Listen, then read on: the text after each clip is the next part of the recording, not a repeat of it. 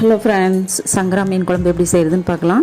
சங்கரா மீனை நல்லா க்ளீன் பண்ணிவிட்டு அதில் கொஞ்சம் புளி தண்ணி, உப்பு, கொஞ்சம் எண்ணெய், மஞ்சத்தூள் கொஞ்சம் போட்டு ஊற வச்சுருவேன். அதுக்கப்புறம் குழம்பு செய்ய ரெடி பண்ணிடலாம். வடைச்சட்டியை வச்சுட்டு அதில் நான் லைட்டாக பெப்பர் மட்டும்தான் ஒரு ஸ்பூன் தட்டி போடுவேன்.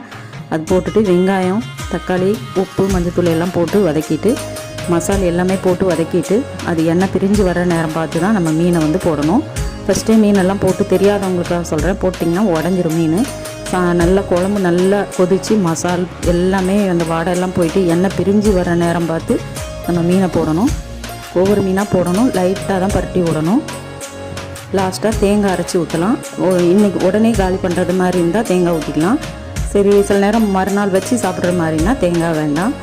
அந்த மாதிரி செஞ்சுட்டு லாஸ்ட்டாக மல்லித்தலை தூவி விட்டுட்டிங்கன்னா சூப்பரான ஒரு சங்கரா மீன் குழம்பு. சங்கரா மீன்லேயே ஒரு மீன் குழம்பு ஒரு தனி டேஸ்ட்டு தான். ட்ரை பண்ணி பாருங்கள் ஃப்ரெண்ட்ஸ். தேங்க்ஸ் ஃபார் வாட்சிங்.